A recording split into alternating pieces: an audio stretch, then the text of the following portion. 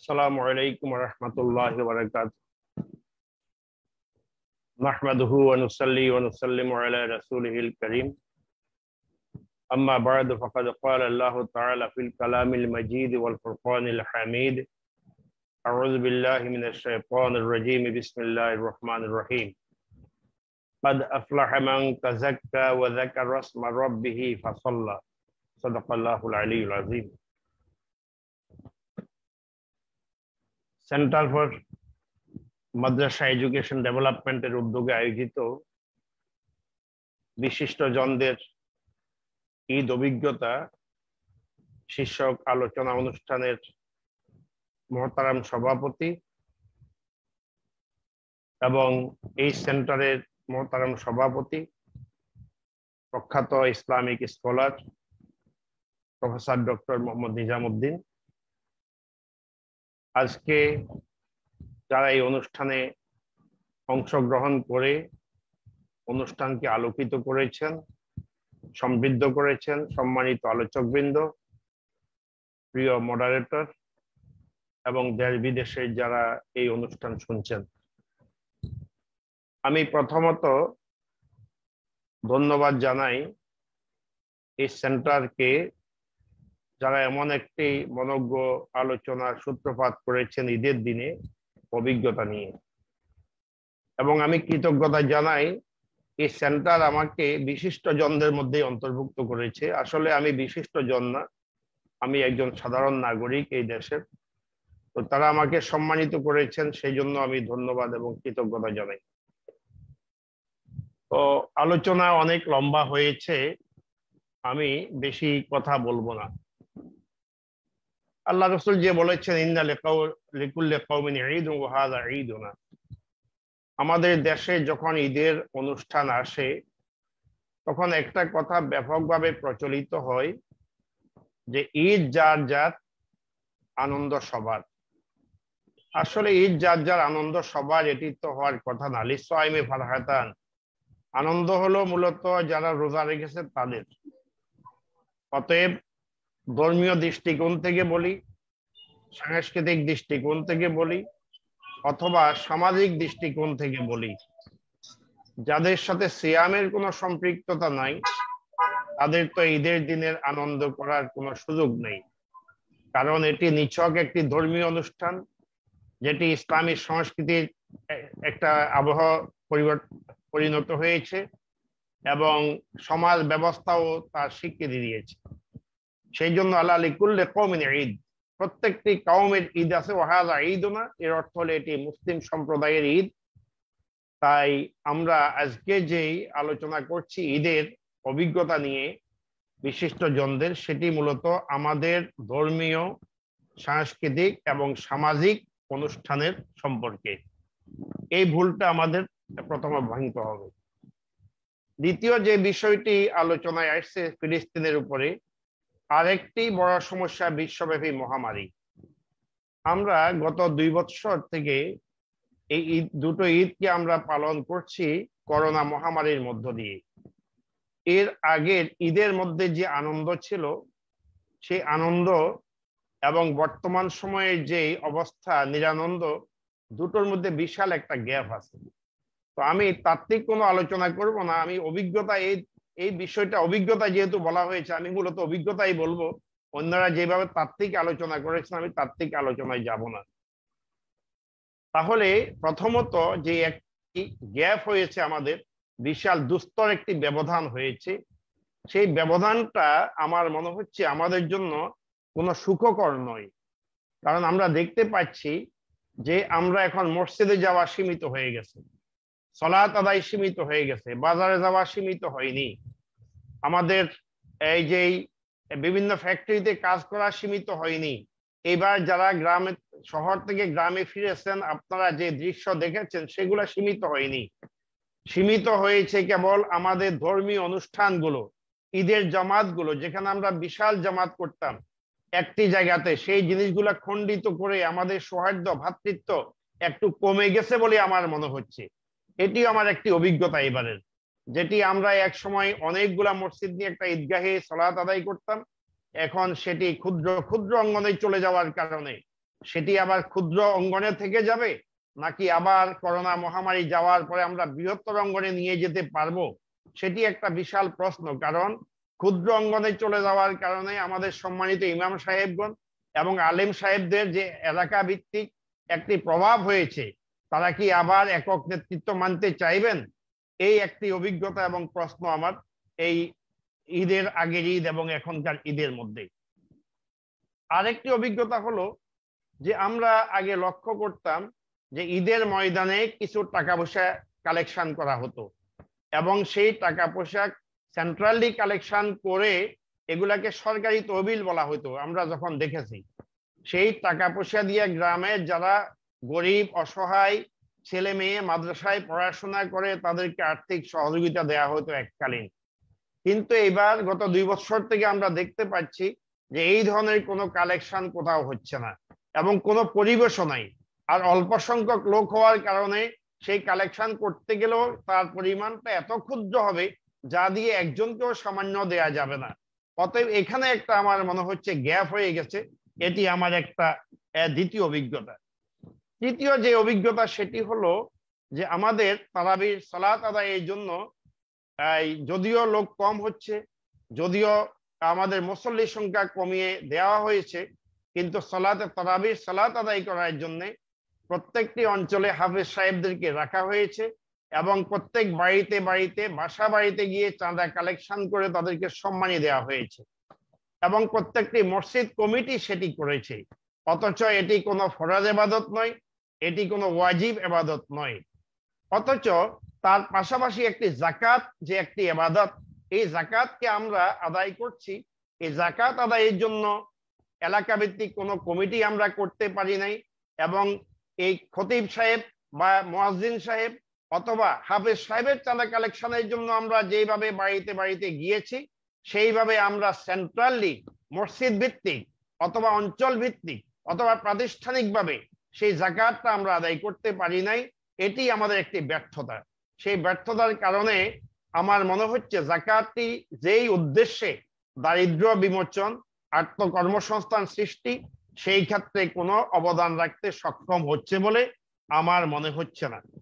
আরেকটি বিষয় যে আল্লাহ রসুল যে আমাদের ফিতরা সাদাকাতুল ফিতর দেয়া হয়েছে তার মূল উদ্দেশ্য হলো এবং তার মর্ম বাণী হলো অন্তত ঈদের দিন কোনো মুসলিম কারোর কাছে হাত পাতবে না। ঈদের আগে আগেই সেই সাদাকাতুল ফিতর লোকদের হাতে চলে যাবে। সেই চলে যাওয়ার কারণে তারা ঈদের দিন আর কারোর কাছে হাত পাতবে না। কিন্তু এই বছরের অভিজ্ঞতা আমি লক্ষ্য করলাম যে অন্য যেই কোনো বছরের তুলনায় এই বছর ভিক্ষুকের সংখ্যা ঈদের দিন অনেক বেশি হয়েছে।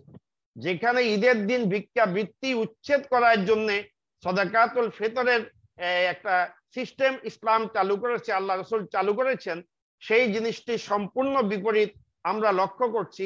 যে আমরা যথাযথভাবে ভিক্ষাবৃত্তি উচ্ছেদ করার উদ্দেশ্যে আমরা দিতে পারি নাই বা পৌঁছাতে পারি নাই, অথবা এই মেসেজটা আমরা তাদেরকে দিতে পারি নাই যে তোমরা অন্তত ঈদের দিন ভিক্ষা করো না।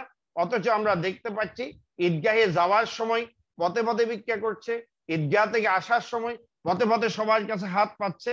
এটি হলো আমার টাইম কতক্ষণ আছে আমি জানি না, বলতে গেলে তো অনেক লম্বা সময় হয়ে যাবে, আমি মনে হয় লম্বা করতে পারবো না। তো এটি আমার একটি ঠিক আছে আপনি বলেন, অসুবিধা নেই। এটি হলো আমার একটি বিশাল ব্যবস্থা আমি দেখতে পাচ্ছি। আরেকটি ব্যাপক পরিবর্তন সেটি হলো করোনার আগে ঈদের দিনগুলোতে আমরা দল বেঁধে বিভিন্ন বাসা বাড়িতে যেতাম এবং আমাদের মধ্যে একটি সামাজিক সম্প্রীতি, যেটি এই হাযা শাহরুল মুআসাত, এটি ভ্রাতৃত্ব এবং একের দুঃখে অন্যে এগিয়ে আসার যে একটি মাস, সেটি আমরা বিভিন্ন বাসা বাড়িতে গিয়ে আমরা একটি মহড়া দিতাম। কিন্তু করোনাকালীন সময়ে আমাদের অভিজ্ঞতা হলো যে আমরা সেই মহড়াটা দিতে পারি নাই। না পারার কারণে আমাদের মধ্যে ভ্রাতৃত্ব এবং ভালোবাসা যেই পরিমাণের গভীর হওয়ার কথা ছিল, যেটি আমাদের ডক্টর রুহুল আমিন সাহেব বলছেন যে তারাল মুমিনিনা ফি তারাহুমিহিম ওয়া তাওয়াদ্দিহিম ওয়া তাআতুহিম কামাসালিল জাসাদিল ওয়াহিদ ইজাস্তাকা আইনাহু তাদাআ লাহু সাইরুল জাসাদি বিসসাহরি ওয়াল হুম্মা।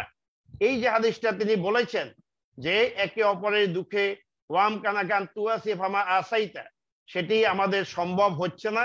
এটি একটা ব্যাপক পরিবর্তন। সেই পরিবর্তনের মধ্যে আমরা আবার ভ্রাতৃত্ববোধ কখন ফিরিয়ে আনতে পারবো সেই বিষয়টা নিয়ে আমাদের মধ্যে একটা সমস্যা হবে বলে মনে হচ্ছে।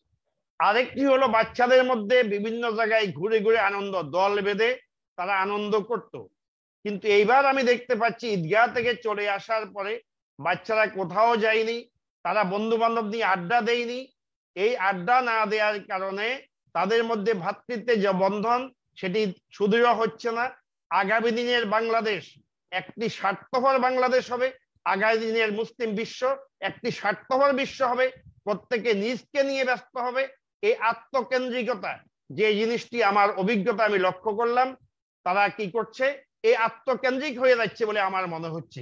এই আত্মকেন্দ্রিক জাতিকে, আমাদের যুব সমাজকে সমাজ কেন্দ্রিক এবং মানব হিতৈষী কেন্দ্রিক আমরা কিভাবে করতে পারবো, এই নিয়ে আমাদের যারা বোদ্ধা মহল আছেন, যারা চিন্তাশীল আছেন, তাদেরকে চিন্তা করতে হবে বলে আমার মনে হয়। এই রমজানের আরেকটি শিক্ষা হলো যে আমরা যে টাইম ম্যানেজমেন্ট, আমরা সব কিছু সময় মতো করব, আমরা সাহারি সময় মতো করব, ইফতার সময় মতো করব, প্রত্যেকটি কাজ আমরা সময় মতো করব। এই টাইম ম্যানেজমেন্টটা সিয়ামের একটা গুরুত্বপূর্ণ বিষয়।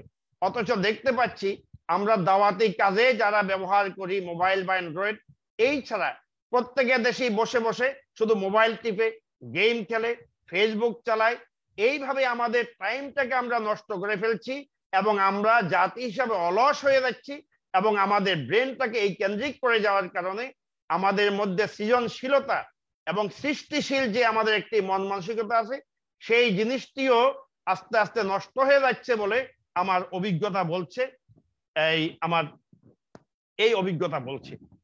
এরপরে আরেকটি হলো যে আমরা এই সিয়ামের মাসে কোরআন শরীফকে আমরা তেলাওয়াত করে সওয়াবের অর্জন করতে চাচ্ছি। কোরআন বোঝার জন্য আমরা রমজান মাসেও চেষ্টা করছি না, রমজান যাওয়ার পরেও চেষ্টা করছি না। অথচ কোরআন শরীফ তো কেবল তেলাওয়াতের কিতাব নয়, এটি বুঝার কিতাব, তাফাক্কুরের কিতাব, তাদাব্বুরের কিতাব, আমলের কিতাব এবং বলতে গেলে পুরা জীবন ব্যবস্থার মধ্যে আমরা এই কোরআন বেস কিভাবে একটি সমাজ গঠন করতে পারি, একটি সুশীল সমাজ, আদর্শ সমাজ, আলোকিত সমাজ এবং মানবের জন্য, মানুষের জন্য মানবিক সমাজ, যেটি আল্লাহ রসুল এইটাকে বলেছেন সাহরুল মুয়াসাত, এই জিনিসটি আমাদের মধ্যে আসে নাই। আমরা শুধু তেলাওয়াতের কিতাব করেছি, আমরা শুধু খতম দিচ্ছি। কোরআন চর্চা, কোরআন অনুধাবন, কোরআনের উপর আমল করা এবং অন্যের কাছে কোরআনের দাওয়াত দেওয়া এবং সমাজে কোরআন কিভাবে প্রতিষ্ঠিত হতে পারে এবং মানুষ কিভাবে কোরআনকে বুঝতে পারে, সেই বিষয়ে আমাদের কোনো ধ্যান ধারণা আছে বলে আমার মনে হয় না। আপনাদেরকে একটা সুন্দর ওই অভিজ্ঞতার কথা বলি। কয়েকদিন আগে আমাকে একজন এতেকাফ থেকে টেলিফোন করলেন বোয়ালখালী থেকে, যে মসজিদে বসে বসে সিগারেট টানছে। বলে যে এটা তো খাওয়া হারাম নয়, যদি হারাম না হয় তাহলে মসজিদে বসে খেতে অসুবিধা কি ইফতারের পরে। তখন আমি এই অনেকগুলো অসুবিধার মধ্যে সর্বশেষ যেটি বুঝালাম যে আল্লাহ রসুল বলেছেন ফেরেশতারা ওই গন্ধ নিয়ে কষ্ট পান যেটা নিয়ে মানুষ কষ্ট পায়। অন্তত এই দিকটা হলেও আপনারা লক্ষ্য করে এখান থেকে বিরত থাকুন। এটি কোনো বিনোদন অনুষ্ঠান নয়, এটি আপনারা নিজেদেরকে পরিবর্তন করার জন্য একটা এতেকাফে বসেছেন। তাহলে আমাদের দৃষ্টিভঙ্গি কোথায় গিয়ে পৌঁছেছে?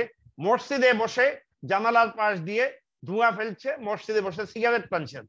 তাহলে আমাদের মধ্যে যে পরিবর্তনের একটা পর্যায়, সেই জিনিসটি আমাদের আসছে না, যেটি আল্লাহ রসুল বলেছেন মান সামা রমাদানা ঈমানান ওয়া ইহতিসাবান গুফিরা লাহু মা তাকাদ্দামা মিন যামবি। তাহলে ঈমান এবং ইহতিসাব, ইহতিসাব মানে হলো আমরা আত্মপর্যালোচনা করা, সেই পর্যালোচনাটা আমরা করতে পারছি না। এটি হলো আমার আরেকটি অভিজ্ঞতা। আর সর্বশেষ যেই কথা আমি বলতে চাই সেটি হলো আন্তর্জাতিক মানবিক আইন, ইন্টারন্যাশনাল হিউম্যানিটেরিয়ান ল, এবং যেটি আল্লাহ রসুল করেছেন, জাইশে ওসামা পাঠানোর জন্য বলেছেন, আবু বকর সিদ্দিকের জন্য বলেছেন, উমর ফারুকের জন্য বলেছেন, যারা বলছেন যে তোমরা যাও, তোমরা কোনো বৃদ্ধ, অসহায়, নারী, শিশু এবং যে সমস্ত লোক বিভিন্ন ধর্মীয় উপাসনালয়ে ইবাদত করছে তাদের উপরে কোনো ধরনের আক্রমণ করবে না, যেটি ইন্টারন্যাশনাল হিউম্যানিটেরিয়ান ল এবং রেড ক্রস এই আইনগুলোকে স্বীকৃতি দিয়েছে। অথচ আজকে আমরা দেখতে পাচ্ছি আমাদের ফিলিস্তিনের ভাইয়েরা, আমাদের ফিলিস্তিনের সন্তানেরা মসজিদে আবাদত করতে গিয়ে মানবাধিকার এবং আন্তর্জাতিক মানবিক আইনের লঙ্ঘনের শিকার হচ্ছে, এবং হেরিটেজের উপরে আক্রমণ না করার জন্য ইন্টারন্যাশনাল হিউম্যানিটেরিয়ান লতে স্পেশাল ক্লজ আছে যে যে সমস্ত মসজিদ অথবা জাদুঘর অথবা হেরিটেজ এর উপরে কোনোদিন আক্রমণ করা যাবে না, সেই কাজগুলো তারা করে যাচ্ছে।